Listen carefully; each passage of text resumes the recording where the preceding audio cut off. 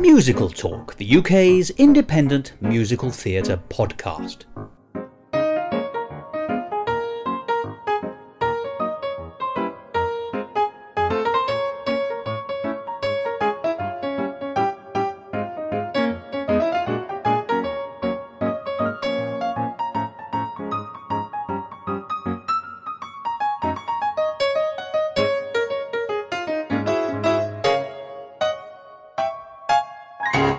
Hello and welcome to another edition of Musical Talk. I'm Thos and I sometimes wonder if anybody ever wrote the musical, how would you punctuate it? Well, whilst you're pondering that conundrum, let's start the episode proper. And today we're going to be talking about a wonderful musical that you could have seen in Edinburgh at the Festival Fringe this last summer, but also across the country, called Paradise Lodge. Not to be mistaken with anything by Milton, unless Milton has changed his name and come back to life and called himself Steve Cooper, because he is the man behind it. And in a minute you'll hear a conversation I had with Steve and also Sophie Osborne, who together form the Doodlebugs, the World War II music and comedy double act who are the dynamic that push the story of Paradise Lodge along. But the story itself is, I think, perhaps described as bittersweet, because it's a comedy set in a care home for people with dementia, and it's based on the real-life experiences that Steve went through with his mother-in-law, as you'll hear later in the programme. And you might think, well, that's terribly sad, terribly tragic. How can you possibly get an entertaining, lively, bittersweet but life-affirming musical out of that? Well, it's perfectly possible. Paradise Lodge was a big success in Scotland, getting 4 stars from the Scotsman, and it's been doing very well since it's gone on a kind of tour across the United Kingdom ever since. And so, as I've explained, it has wartime flavours, particularly musically, with music and comedy offsetting the sadness and tragedy that often comes when living with dementia, and also for those who live with people who have dementia. But I'm sure you'll remember a few weeks ago in the conversation I had with Stephen Lloyd, the theatre maker in London, that he and I agreed that accessibility should be one of the ambitions of all theatre. And Steve and Sophie have been very clever here, because they've realised that if you can't go to the theatre, why can't the theatre go to you? And I think it's an entirely admirable thing that not only do they perform in theatres in the traditional way, they go into care homes and perform their show for people with dementia and their loved ones. I think that's astounding, but I think that's wonderful, and they deserve a lot of praise for it. So that's enough of what I think. Let's hear from the people themselves. Let's hear from Sophie Osborne and Steve Cooper, the people behind the wonderful Paradise Lodge.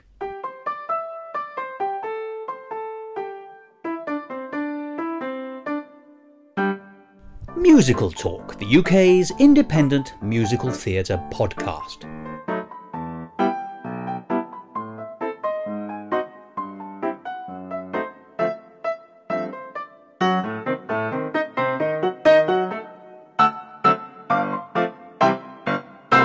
My name's Steve Cooper. I wrote the play and I'm also in the play. I did the posters, I make the tea, we sweep up the stage, we put the stuff on. We are the cast, we are the crew, we are the publicity, we are the producers, along with my wife who's been helping us out. But are you Spartacus? Yes, indeed. You stick a line from the play. There actually is a line in the play, yeah. Oh, fantastic. We're resonating already. I like that in the conversation. And I am Sophie Osborne. I'm an actor in the play. I also help a bit with social media and any of the extra bits and bobs that need doing. Don't put it down, yeah. You do a lot on social media. You do an awful lot. And that is the way that modern theatre works as well. It is massive. What is our social media link, by the way? Well, the play is called Paradise Lodge for a start. Our Facebook page is Paradise Lodge Play, as is our Instagram, and our Twitter is Paradise Lodge with the number 1. So Paradise Lodge, it's basically a comedy set in a care home, based on me helping to care for my mother-in-law when she was living with dementia. We looked after her for quite a few years and went through all the different stages of having to care for her more, get more care in the home. And then eventually we had to put her into care for 24/7 round-the-clock care. And then we lost her in the fullness of time.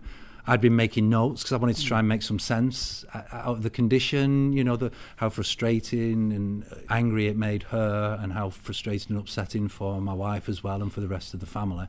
And so started making some notes. Because I'm an actor and I have time on my hands, I was the one that spent a lot of time picking up the slack, I suppose.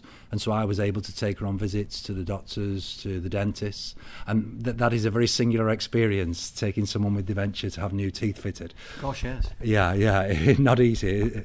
And so I just started making some notes and then came back to them after we lost her and started putting the whole thing together. Spoke to Soph, we worked together before, about getting involved with it. Your grandma, I think she suffered, didn't my she? gran had Alzheimer's, so I helped care for her for 10 years. And so when Steve said about the script, I was like, oh, this sounds amazing. So when I read it, it's just, you can see so many parts that you relate to in it. And that's what a lot of the audiences say. I've seen those things happening on stage, happening with my family member. It's beautiful touching play with some really hard-hitting moments, really, because it is about such a tough subject. But if you had it all like that, it would just be far too heavy. So there's lots of humour. It's a little light of a Wagnerian opera. Yeah, well, definitely. We play a dysfunctional ukulele duo who visit the care home to sing, and that is where a lot of the humour comes from, because my character Kylie thinks she's just left drama school. This is going to be amazing. She's going to be out doing gigs, and it's just in a care home. Yeah. So her expectations are not good. That's right. And my character in the duo is Eric. He's had lots of duos that he seems to have got through them all. Yes. Tells his own story, though. Yeah, exactly. And so as things fall apart over the course of our doing this gig, and the audience is put in the place as if they are in the care home, then we become some of the characters in the care home and show the story of how they came to be there and the onset of dementia. I suppose the whole thing started with, my structure started with the 7 Ages of Man, Shakespeare. He's not a bad writer himself, actually. His reputation has lingered. Well, he's knocked out a couple of good ones. I think he's took some stuff from me, though. But, Of course. So I went to the 7 Ages of Man and looked at the 7 Ages of Dementia, and also, because we're a wartime duo giving a gig, looked at 7 ages, 7 stages kind of the war, and put all that together so that it had some structure to it and has somewhere to go. Well, that's actually very interesting, because I quite like those resonances, because there's 7 years in the Second World War as well. Exactly, yeah.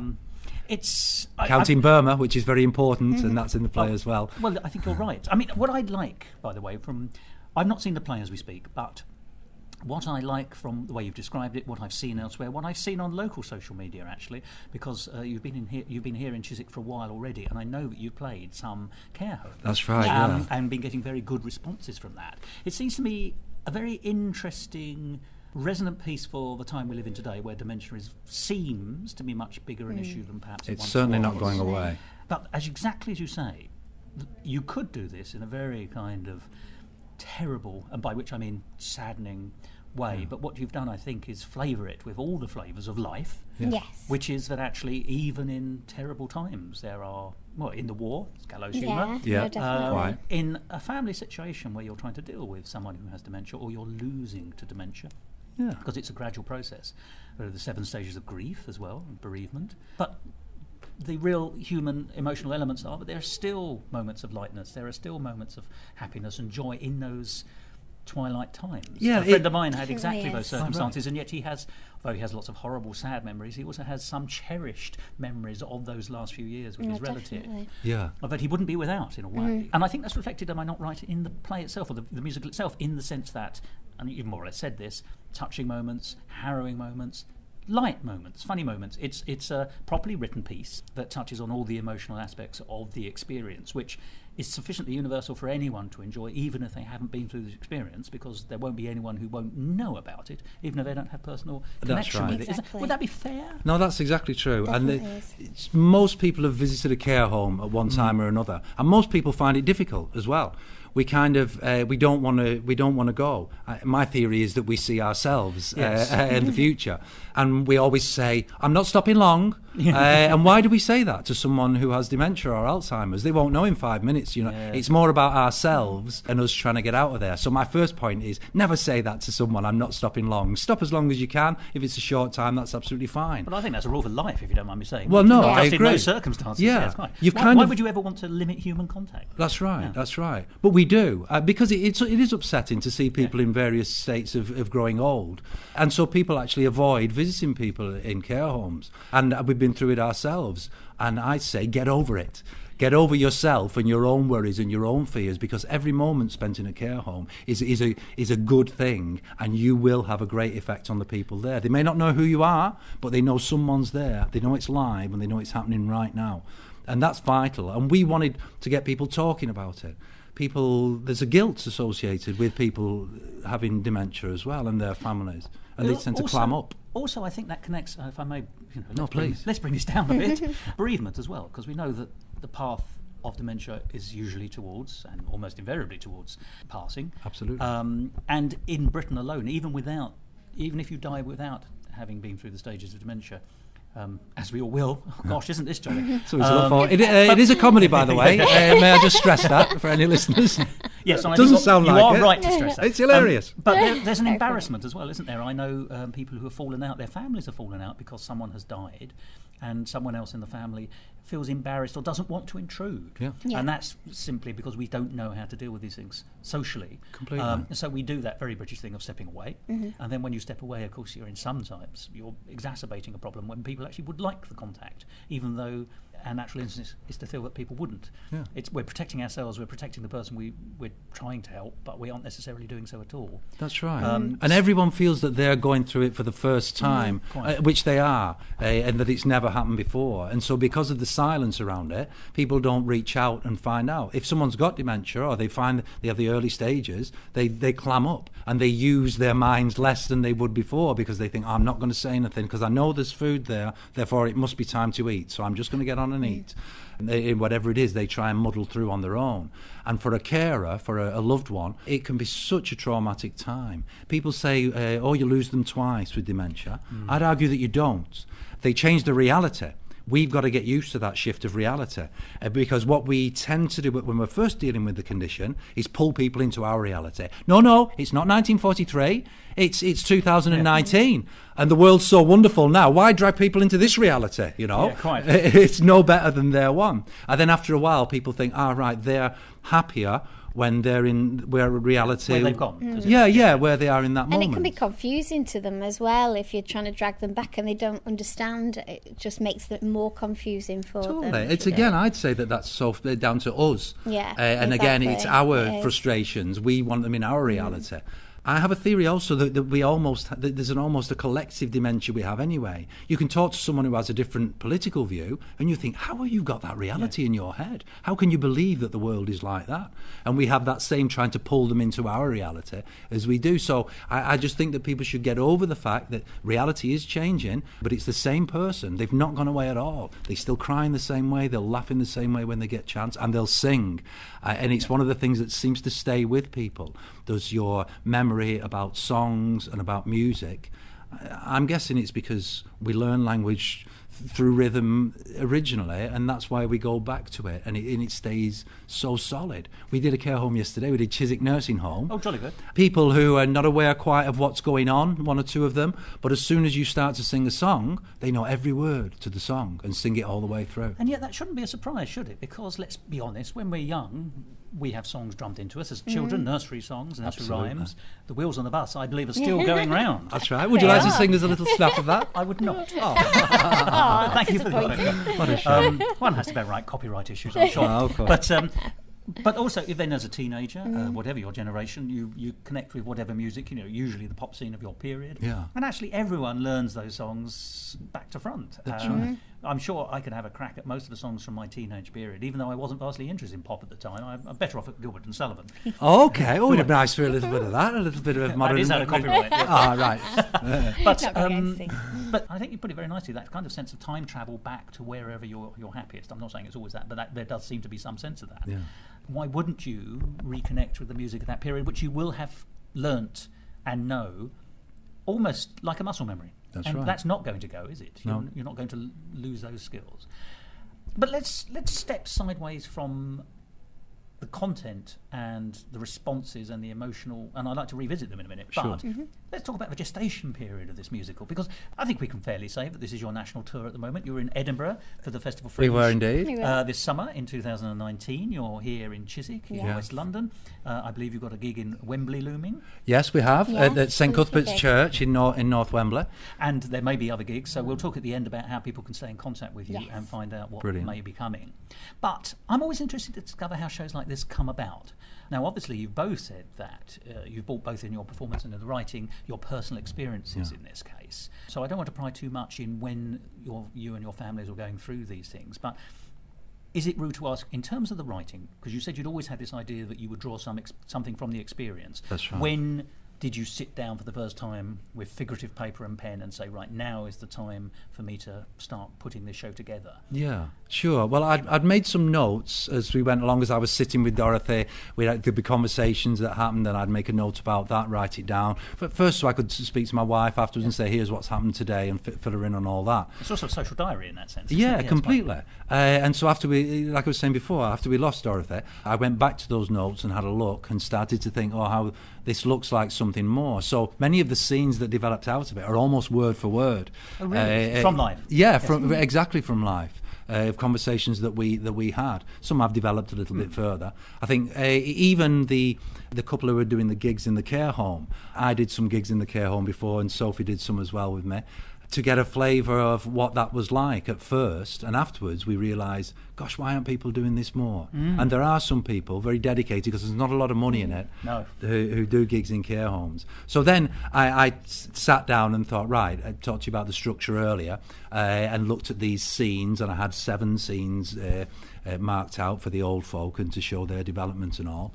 And 7 scenes that we were doing as the doodle bugs during the war. That's your double act. Yeah, that's right. Protagonist. Yeah. So I did the structure, as I always do with writing anyway. I did the structure first, and only at the very end start doing the writing of the actual words. Well, I think you're right to have your narrative points, your nexus points mapped out. When exactly in time terms was this? Was it this year? Was it last year? No, so I think we're looking... years ago? I think we're looking... We lost Dorothy about 2.5 years ago, something like that. So this started just over 2 years ago, where we just did a few little shows around locally, and then people started to show an interest in it and say, this should go further. And so was it originally always expected to be the kind of thing that would go to care homes, or did you always have Edinburgh, for example, in mind? We didn't have Edinburgh in mind at all, did we, until we did a show in your hometown and somebody saw it and said, you need to take that to Edinburgh. So I think we just wanted to do it locally to get the word out about people aren't alone with dementia and things like that, to little towns that aren't such big cities and things, towns that often plays don't go to. So I think that was our original plan, to sort of stick to that kind of thing. If I may say. I mean, I'm privileged to live in London, but I'm fully aware that I get the choice of what I want to see. Yeah. And if you're in, it sounds terrible, doesn't it? But somewhere on sea, perhaps you might not. Yeah, no, you don't. There's just not the same range of things out there at all. And we're lucky enough to have, there's quite a few smaller little theatres in my hometown. There's a lovely theatre, the Theatre Space. There's a lovely theatre in Davenham. There was the Civic Hall in Ramsbottom. So we went to those places that, like I say, they just don't get that kind of experience, which was beautiful, wasn't it? Yeah, the audiences are so supportive there, because they're like, oh wow, we've got a play in our hometown, let's go and see it. Yeah, and so really you'd get supportive. So you get people at the end of the show, they come and see us afterwards and say, this is wonderful, is there any chance you can bring it to us? I can get an audience for you. And that's how it kind of started growing. And we're thinking, we're finished now, that's it. And then someone will come up to it, like the Reverend Thos in Edinburgh at St Cuthbert's, Steve Morris, and so he said, will you come down to us and I'll sort the audience for you? And it's like, well, of course, we'll put something together. The people from the Tabard heard about us. Travel. Yeah, exactly. And proper so theatrical life. We've got it 30 down years, to darling. Yes, that's right. So we got it down to 1 metre square that we can pack stuff away in. Oh, very good. We've done it in everywhere. We don't necessarily need lights and sound. We can do it without. We've done it in tiny spaces. We've done it in larger spaces. You can concertina it, can't you? Exactly. You can build it up and bring it down. As you say, the bare minimum of props would be presumably a hat stand and 2 benches. That's exactly. And yet, in a black box environment like here at the Tabard in Chiswick, I see take advantage of the lighting and everything. And a very comfortable seating. They've just had this redone. It's all been refurbished. Yes, I remember the old seats. Oh, you do. No, this is an improvement. No, very much. It's been a lovely theatre, this, for many years. So about 2.5 years ago is when the idea came to Yes, be. that's right. Then sounds like you were sort of on the road fairly quickly, actually. When was the first performance you would say was the beginning of the run? I think that was about 2 years ago, wasn't it? Yeah, and I think it was probably in my local. It's around then where we did the Civic Hall in Ramsbottom. Which is great. You can pack lots of people in there. They don't charge you too much to hire. Not like these studio theatres where they say, "Oh, it's £700. How many seats do you have? 80. How much are you charging? £10. Oh." Well, it won't let it change my life. Yeah, exactly. So, and has it changed much on the road, if that can be the term? I suppose it must be, really. It changed especially for Edinburgh because we had to obviously cut it down to an hour. It's usually 70 minutes, isn't it? Yeah. It is now. It was a bit longer. We had an All interval in it at first. So it ran to about 1:30, 1:40 maybe with the interval. But it's funny because people who saw it before we cut it down for Edinburgh and people who saw it after said, that's cut so well. I thought it couldn't lose anything, but actually it's worked out even more clearer storyline. So that's sensitive editing. Yes. And I use the word sensitive very heavily here. It's doing a lot of heavy lifting. Can often be truly beneficial. Yes. Clumsy editing can destroy a show. Oh, definitely. Funny enough, even this summer, I've seen 2 examples of that in the Edinburgh area. So yes. Well, you'll see hard, plenty of that in Edinburgh. Yeah. So for Edinburgh, of course, you had to be like a military operation there. 3 minutes in, 3 minutes out. If you run over your time, then they're going to they're going to cost more money, and the people going on after you are going to start getting shirty as well. And the audiences don't like it because they may have another show to go. Exactly, they're looking at their watch if you run 10 minutes over. Edinburgh is wonderful, but it is a conveyor belt. It is. And that's true of every venue. Yeah. No, we learnt a lot from going there. Was it your first time? We're not going again. It was. Oh, I've been before in 1986. It was very different. Rather. It's a little bit more corporate nowadays. Yeah. I've been to watch a lot, but I'd not done a show there before. So it was a great experience, and we had some amazing audience reactions and some lovely reviews as well. Yeah, we learnt a lot. Well, you've had 4-star reviews, haven't you? Yeah, We've had some fantastic really reviews. good. Yeah. The Scotsman, The List, all sorts of really good and reviewers. the Scotsman's not to be sniffed at. No. That is one of the big reviewers. Oh, yeah. And not easy to get in, because their budgets are cutting. They only covered it 50% of the shows that they normally covered this year. Yes. So just getting reviewers in is a job in itself, I can tell you. I'm aware from the other point of view. Yeah, well, I'm sure. I've only got limited time, but I'd like to go to all I can. Yes, I'll do my best. And as important for us, it's the audience feedback. And of course, they've been putting feedback on our different sites. Yes. And I've got to say as well that although it is a sad subject, and people who may have dealt with dementia or be going through that at the moment can often think, oh, well, maybe it's not for me, it's too upsetting and all. But people who have been through it and have seen the show have said thank you. I've seen those things before anyway, and thank you for letting me know that I'm not alone. And that is what we're doing this for. It's community in that sense, isn't it? And if theatre isn't about connecting and reconnecting, then goodness knows what is it for. And I don't say making money, because I don't believe it is for that. And about real life, even though we go to other places, it's let's not shy away from the real world. Let's talk about it and get involved in it. What was it that Scotsman said to you? Yeah, it was beautiful actually. He'd never. I'll attempt a Scottish accent for you. Forgive me, anyone listening. Well, you've given us a warning, so you go straight ahead. Well, we were, as often happened, if people have been through this before, we'd have a hug at the end and maybe shed a tear together, and so we were crying on each other's shoulders and having a hug. And he said, "I've never been to a show before in Edinburgh, the Fringe. This is my very first one." And he said, "You've cut out my heart. You've torn it into little pieces and you fed it to the cat." Oh, gosh. And I said, "Yeah, I'm so sorry." He said, No, do not say sorry. Do not say sorry. He said, thank you, because I'm not on my own, and I know that now." And that was... Oh, well, that's what you want to hear. That's exactly what we want to hear.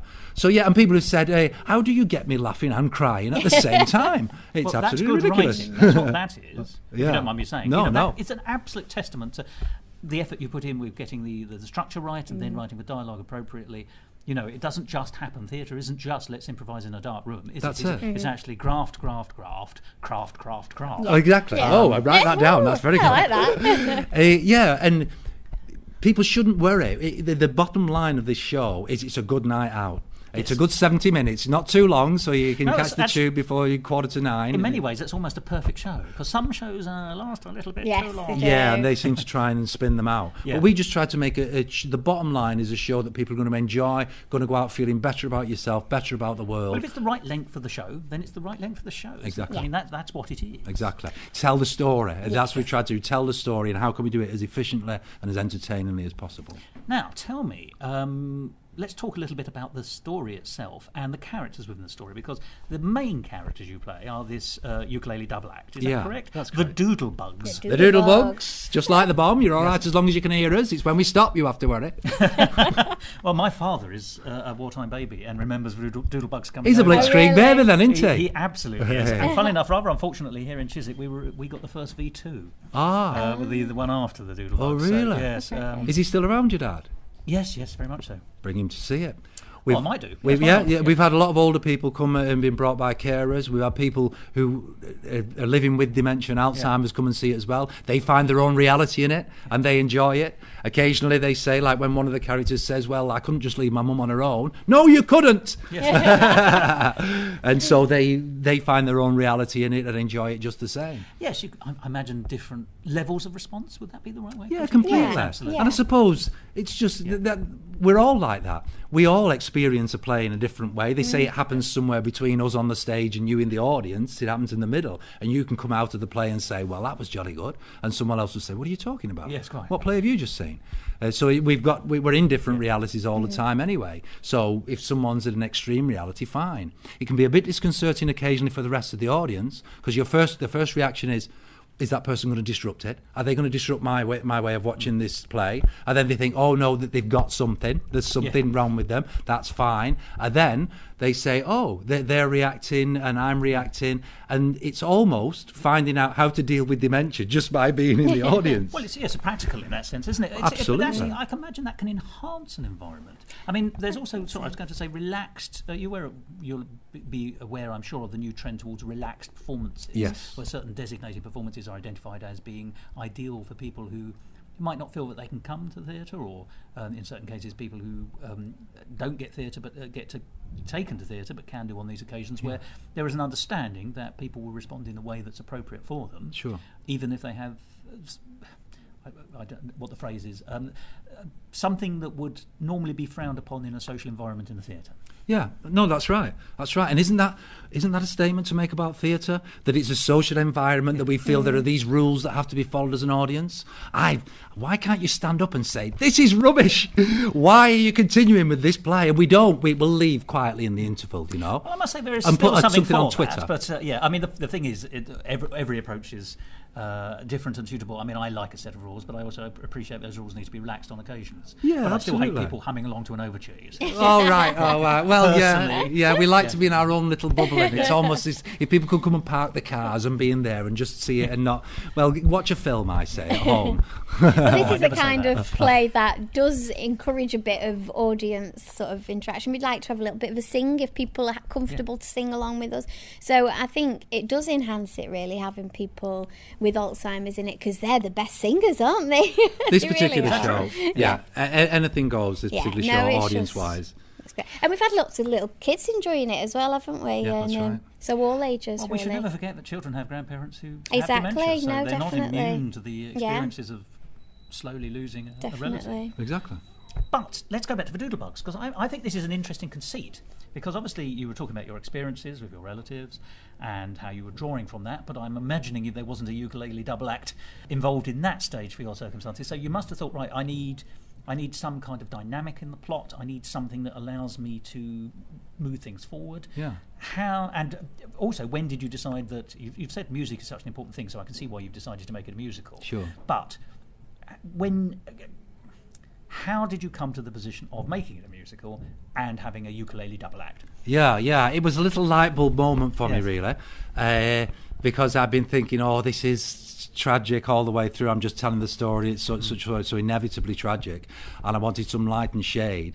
And I had been. I play uke anyway, and I have had a couple of duos myself. There's some truth in that. They don't always stick with me. I don't know why. I'm a bit of a control freak. I hadn't realised it maybe. was you used method in your writing. In this Yeah, sense. no, that's right. And when Dorothy went into a home, the guy I was playing with at the time, and we were called the what did we call ourselves? Blitz Brothers? No, not the Blitz Brothers, because that's Flotsam and a Jetsam? made up one. No, not Flotsam and Jetsam either. They've been done. Little Betty Bouncer will have something to say to you. The Moonlight Brothers, we called that's good, ourselves, yeah. and we did lots of wartime songs and stuff like that. I'm hearing Glenn Miller all over it. Yes. Exactly. And when she did go into a home, I said, come on, kid, get your ukulele. We'll go and play in this home where Dorothy's in now. And we did it. And his response, He didn't like it. Oh, it was too upsetting for him, and he was like, "Why are you singing as if you're in the O2?" You know, and you're going, "Come on, everyone!" And they're sat there, and there's just the odd toe tapping and things like that. I said, "Well, you don't know what's going on in their head." No. And if the toe is tapping, something's happening. Exactly. Yeah. And that stuck with me. And so I can't remember exactly when I thought of it, but when I did, I thought, of course. And that then, for parts of the show, puts the audience in the place of you're in a care home from the very top. And it's like you've got to deal with that, you know, and they react as if they are. And when they're invited to sing, if they feel comfortable and they know the words, then they sing and get involved in the whole thing. And that really builds things up amazingly. Obviously quite a lot of research as well into wartime duos and people performing for the troops. Yeah. And one of the things that I absolutely love about the old stuff that I listen to is when you have a room full of people back in the war. Often it's just guys because they're doing it for the troops. Often it's mixed, and that sound of a whole audience who know every word to it. And Gracie Fields is at the front going, Yes. "Come on now!" I was going to say George Formby, but basically give me a kneeling film star and you're in. But exactly. But there's just something about an audience singing live with what's on stage and becoming, where does the audience end and the show begin? It doesn't matter anymore. And there's something so uplifting about. It's just something so uplifting about just a group of people singing together. You never come out feeling, well, that's upset me as singing together. You always come out feeling a bit more uplifted. People do it on coaches, don't they, to while away the time. Exactly, travelling. yeah, it's a human thing to do. And so, I thought of that, and then suddenly it was like, that's it. That's the glue that's going to hold the whole thing together. It's a comedy in a care home, and it's about this dysfunctional duo doing the gig in a care home that slowly fall apart as we discover the stories of the onset of dementia and what happened with these other people. I'm getting a resonance with Noel Coward, an Noel Coward play. Do you know the Red Peppers? Oh no, I don't. Oh well, I'm amazed because it's not the direct thing. It's not the same thing at all. Sure. But there are Thank some you. resonant. No, but there are some splendid resonances. It's a 1930s music hall act who are not very good. Husband and wife team, and you see them at the end of their matinee performance, which is going all right but not brilliantly. Okay. And then it's only a half-hour play, 45 minutes, something like that. Then most of it's in their dressing room, where they're analysing what went wrong and having sort of husband-wife bickering moments. Right. And then they accidentally insult the conductor, and so when the show ends or this play ends with the beginning of the evening performance. And because they've offended the conductor, he plays all the wrong tempi in the songs and screws up their already poor act. Brilliant. So it's not the same thing at all. But the idea of a slightly not quite working double act, with a little bit of bitter squabbles, some songs, and how to get it right, how to get it wrong. I'm so glad I didn't know about that, in fact, because that might have put me, it's like, it's been done already. But there's shades of that. There's shades of, What a Lovely War, I guess. There's a troop on the end of the pier troop, and they come and do scenes in between and whatnot. So, I guess it's a tried and tested structure-ish. Well, a double act is always good, isn't it? Because you have the problem with Gracie Fields or George Formby, not that you're doing an impression of them, but they are solitary performances, so you can't then really give them conversation when they're on their own, whereas obviously a double act are always going to be in conversation. Yeah, exactly. So that happens in front of the audience. What happens in the Noel Coward backstage where they're picking it apart, they'll stop there and then and start to have a sotto voice conversation about why we're doing this or what's happening, or buck up and put some oomph into it. Come on. So it must be perforce a jukebox musical in that sense. You've not written any songs yourself for it, I guess. One song. Yeah. Right. Would you like to hear it? Yes, I would love to hear it. Right, well, keep talking. This is a live performance. We don't often get this on Musical Talk. Is it a duo or is it... No, afraid this I is said just this Steve. one on my own. It's very At catchy. this It gets point. stuck in your head. Well, there you are.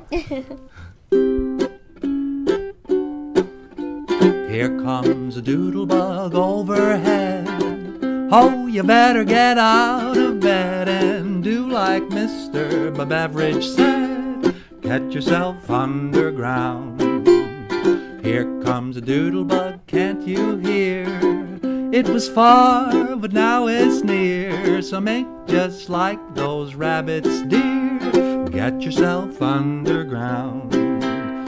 Get yourself underground. When the buzz bombs buzz around, get yourself underground. When you hear the air raid warning, doodlebug stutters, then it stops. Oh, you know that it's about to drop. So double time, quick chop, chop, chop. get yourself underground. Brilliant. Yeah, Oh, so fantastic. I enjoyed that a great deal. So I was short of a song, or part of a song. I don't sing all of it, just a little bit of it, and then some action happens. I was short of a song. So that's an exclusive for musical That's talk, an is it? absolute Oh, exclusive blimey, for the LP you. version. Yeah, exactly. So yeah, no one hears the whole song ever. I thought, I'm not just writing half a song. So I wanted to write something that sounded as if it comes straight out of the war and all that. And there it is, the Doodlebug song. And it does. It feels very much like a 1941 kind of a song. It's that era of the war as well, isn't it? Exactly. Yeah, so there's just enough. We're just far enough in the war to know we're not going to go under quickly. We know there's sort of existential threats, and yet there's still an optimistic sound to it because we know actually the path's going to go the right way over the longer term. You said that beautifully, and we might use that because you could be describing the show as well. You could be describing dementia, there at the same time. Absolutely. Well, it's all about a journey, isn't it? I think that's the very thing we've been talking about in all the way. But the show itself is a journey. It's about people having a journey. It's about the journey of the people who are with those people having the journey. It's the audience's journey. Everything about this is starting in one place and going to another. That's right. Another leitmotif, if I can call it that, is everyone's always searching for something here. The people with dementia have lost something. The doctor's looking for something on his computer. Everyone, when they come into a scene, they're looking for something and searching for something. Well, it's nice actually that there's that kind of thematic writing going on actually as well, because it's little things like that, I think, put flesh on the bone. Yeah. It shows something that's been thought through. Everything you've been telling me about this has been fantastic, by the way. I haven't heard anything about this that says to me that I wouldn't want to see it. I hope other people will think much the same way. Obviously, you do have a songwriting talent, therefore. Well, thank you, Doctor. Don't give him a big head. It's double doors, you can get through it. But have you thought about writing more songs for it, or writing more songs elsewhere? And have you a history of writing songs, or did that just come to you? No, I've written the odd little bits and bats. In fact, I only really learnt the ukulele for this show. Gosh, I played it a little bit before, little busky style, and I thought, right, if you're going to put it in a show, you better learn to play the ukulele. Well, you are on show as well, aren't you? Yeah, that's the point. exactly. Yeah. So I went out and bought a decent ukulele, one that had good tone to it, one that didn't go out of tune too much. One that had a decent volume to it, because I desperately didn't want us to be plugged in for any of these. No. I wanted it to be live and unleashed so that we could do it anywhere. And as it would be if you were doing it in a car. It would, yeah. Exactly. But I have thought since, in fact, I've wrote a play since that Soph was in as well, Twits, Wits and Bawdy Baskets. I'm liking the name. A brand new Which one are you, by the way? I'm the Bawdy Basket. Oh, right, well. She played a character called Sloppy Janet. It kind of explains itself. And for that show, which is a spanking new Tudor comedy, I wrote all the songs for it. And I thought, I'm going to write these songs with just the aid of a tambourine that time, because apparently they didn't have ukulele back then. Yes, if you can't find a shawm, you're not going to get very far. Exactly. Yeah, it's like, can you play the sackbut? No. But I'll drink from one. Yeah, exactly. So it gave me a little bit of confidence and the inspiration to go on and write the songs yourself. And of course, you can avoid copyright that way as well. Yes. So that's the beauty. So just to refer to something you said, by the way, I can see the ukulele in front of me because you're still clutching it as we speak. And it's a beautiful wooden thing. I mean, it is, to the uninitiated, it looks like a little wooden guitar. Yeah. So often you see plastic or throwaway ukes. That's right. In fact, I went to a Teach Yourself uke playing show in Edinburgh about 10 years ago. I think it was there again this last year. It is purely for the... for 45 minutes, and I've not touched one since, so I admire your skills. Brilliant. And you have great ukulele skills, don't you? I wish I did. She plays the maracas. I play the maracas. Oh, right. The character plays the maracas. Yes. The character is not brilliant. I sing and play the maracas. Miranda, sorry. Yeah, exactly. No, without the fruit on her head. I would like to learn, though. I love the sound of it. It's just got a beautiful sound to it, hasn't it? Yeah, most definitely. No. My character's just quite a drama school and wants to just be a singer. She wouldn't do the uke. That's my excuse, anyway. They all want to just plug in nowadays and have their iPod with the backing tracks. Oh, I've seen it. Yeah, I'm that's Adele. what Kylie wants to do. What I like about the ukulele, of course, is that it also puts one in mind of 1940s double acts. I'm just thinking, I'm sure Flanagan and Allen, one of them. I wouldn't be surprised. Was a uke player. Yeah, absolutely. And it often around that time, between the wars and later, it's had that kind of an up and down as the uke ever since the 20s or something. Yeah. It's in vogue at the moment. And I would encourage anyone who wants to play uke, buy a slightly better one, because you always sound better and you can hear what you're doing then. And I can't remember what I was going to say then. It was something good though, wasn't it? It's the passion of the ukulele Yeah, that's yeah. driving it. Let's briefly then go back almost full circle to what we were saying about Paradise Lodge. By the way, it's a great title, and when you know what its context is, it fits very nicely. But it's also got, I don't know why, it just says Elvis Presley film as well for some reason. I don't know why. Okay. Which would have a different kind of a ukulele in it, of course, because so many of those are sort of Hawaiian. Of aren't course, Yeah, yeah. yeah. Oh, I know what I was going to say. Oh, yes. When the ukulele, why it became popular with a lot of singers and duos, was because they'd often go to a gig and the only thing there would be the piano, but the piano would be out of tune Yes. in the club where they were. So if you take these, they're easy to carry around and get out, and as soon as the fighting starts, you can put it back in its case and be off. Or use it. Quite. Or use it. Yeah. I'm sure people have been assaulted with a ukulele in the past. And not just across the years. Quite. But going full circle on the conversation we've had, you're performing in Chiswick here at the moment. You've already done care home gigs locally. I'm delighted to hear you're doing so again. Anyone who reads local news here in West London may have come across the website called the W4 website. That's where I knew I was going to be interviewing you, and then I looked at the website yesterday, and there you were. Oh, wonderful. Beautiful photograph and a very positive review about what you were doing in the community. And I think a list of the care homes at which you might be... Yeah, there's a couple of we're doing one in Acton, and we're also doing. There's a day centre in Chiswick itself, and we're going to do one there as well. We might pop back and visit. They do like it when you come back again, as someone said in the care home. You won't forget about us, will you? Which no audience has ever said to me outside of a care home. It's lovely. Yeah, so you've had it back, as it were. Oh, yeah. yeah. It's nice to have that connection It sometimes. is, isn't Yeah, it? definitely. nice. Yeah. And we did. We didn't want to go into an area, do our play, which is about this subject, and then totally ignore the community. We want to practice what we preach. And although... No, we're not really getting anyone coming seeing it from those places because they won't let them out. No one's walked out when we've done a care home, which is important. Healthcare professionals see the value in it as well, who've come and seen, when they've come and seen the show. We're in talks at the moment about doing it as a form of some workshops for people who are training to learn to deal with dementia, because we do show different ways of dealing with dementia on stage as well. Not in a this is now this way to deal with dementia. You just see it in the fullness of the play and as the it's story's organic, being isn't told. it? Yeah, absolutely. Yes. That's the word I was looking for. That's so wonderful to hear. It is the community accessibility, which I think is an extra feather in your caps. Oh, thank you. That's very kind of you to say so. We're also collecting for the Alzheimer's Society. When we were in Edinburgh, we collected for Alzheimer's Scotland, and we raised over £1,000 for them, didn't we? Which is very good. So we were really pleased with that. We had really generous audiences. And so, yeah, we've got a bucket, and we've got some leaflets to give out as well if anybody needs support or anything. There's the number on there that they can ring and get that support. Sounds magnificent, right. if I may say.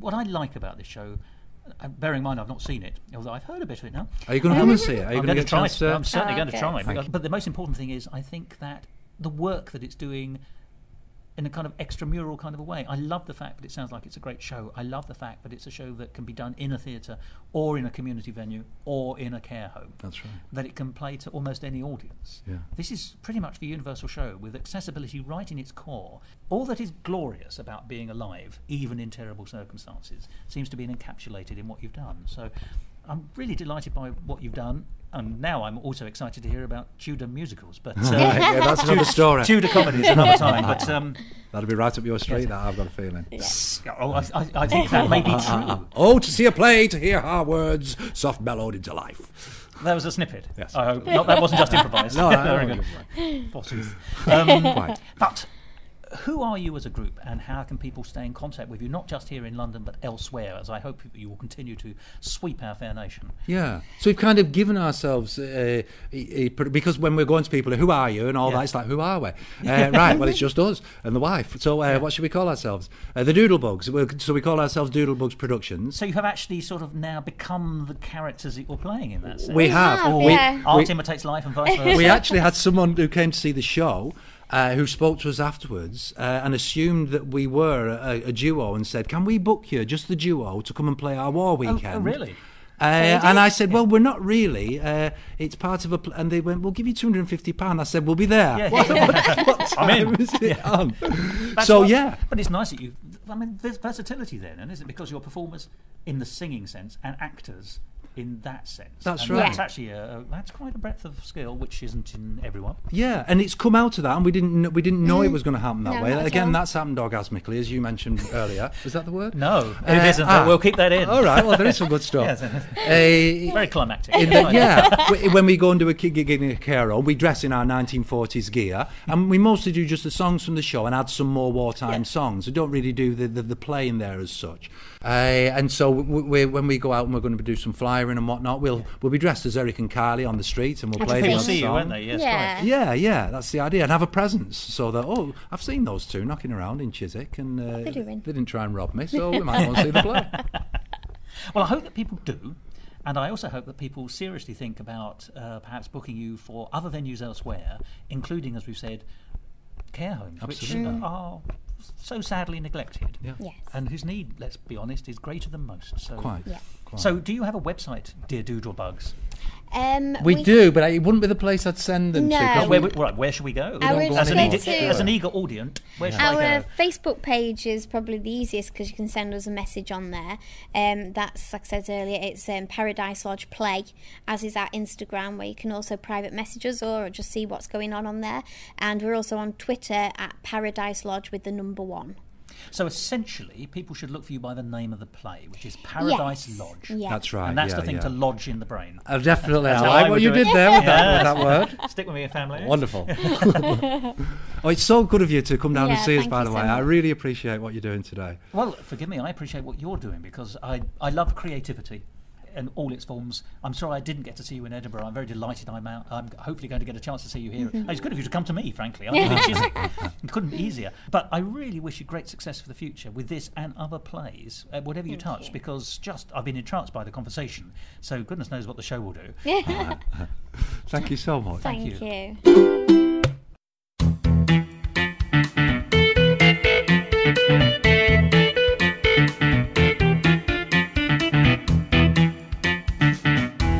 Musical talk. There we are, Sophie Osborne and Steve Cooper, the people behind Paradise Lodge. And it was so wonderful to hear their stories and their bubbling enthusiasm, which I'm sure you detected as you listened to the conversation itself. And I think that must be the first time that anyone's ever sung to me live in what can only be described as an impromptu jam session. And I'm pleased to have recorded it. A jam that's been preserved. Write that one down and look at it later. Well, as you heard, I was talking to Steve and Sophie in Chiswick, where they've just finished performing at the Tabard Theatre, soon to be renamed the Chiswick Playhouse.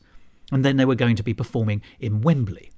I believe their London tour is currently finished, but if you would like to find out more about Paradise Lodge, or if perhaps you'd like to book them, either for a theatre or for a care home or a community event, you can do so.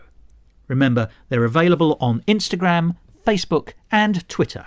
And as I said at the beginning of the programme, the fact that they're prepared to go into care homes and perform for some of the most disadvantaged people in our society, people with dementia and their friends and family, I think that's a wonderful thing. And I wish there was more of that in the world of theatre.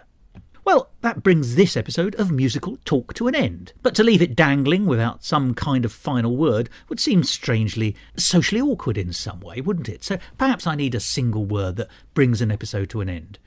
In a second, we'll finish off again with that wonderful song that Steve sang for us. But for the time being, let's bring this conversation to a finish with goodbye. That always does the trick. Here comes a doodlebug overhead. Oh, you better get out of bed and do like Mr. Beveridge said. Get yourself underground. Here comes a doodlebug, can't you hear? It was far, but now it's near. So make just like those rabbits, dear. Get yourself underground.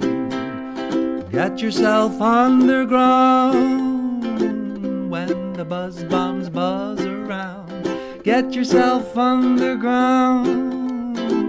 When you hear the air raid warning, doodlebug stutters, then it stops. Oh, you know that it's about to drop. So double time, quick chop, chop chop. Get yourself underground. Brilliant. This episode of Musical Talk, edited and presented by Thos Ribbits. Copyright Musical Talk 2019, except for the song where the copyright remains with Steve Cooper. And my thanks go to him for allowing me to play his song in this episode.